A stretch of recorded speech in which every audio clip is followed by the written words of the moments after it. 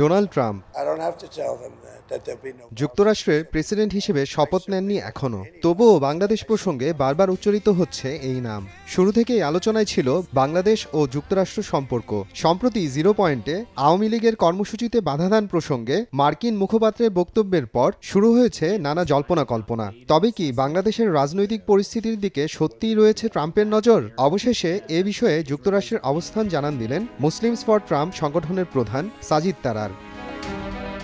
ভারতীয় সংবাদ সংস্থা প্রেস ট্রাস্ট অফ ইন্ডিয়াকে দেয়া এক সাক্ষাৎকারে বাংলাদেশের সঙ্গে যুক্তরাষ্ট্রের সম্পর্ক কঠিন হতে পারে বলে মন্তব্য করেছেন পাকিস্তানি বংশোদ্ভূত মার্কিন রাজনীতিবিদ সাজিদ তারার। এ বিষয়ে প্রতিবেদন প্রকাশ করেছে ভারতীয় গণমাধ্যম Asian light international.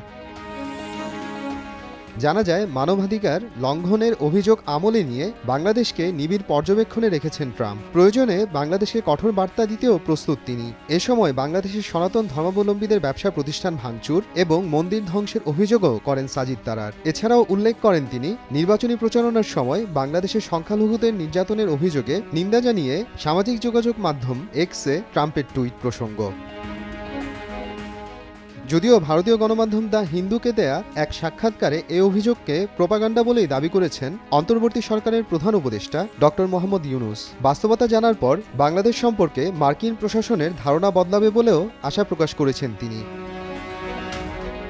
Press trust of ইন্ডিয়াকে সাজিদ তারার আরও বলেছেন, 2016 সালে ট্রাম্পের নির্বাচনী প্রতিদ্বন্দ্বী হিলারি ক্লিন্টনকে প্রকাশ্যে সমর্থন দিয়েছিলেন ডক্টর ইউনূস। এছাড়াও সম্প্রতি যুক্তরাষ্ট্র সফরে প্রেসিডেন্ট বাইডেন এবং সাবেক প্রেসিডেন্ট বিল ক্লিন্টনের সঙ্গেও সাক্ষাৎ করেছেন প্রধান উপদেষ্টা।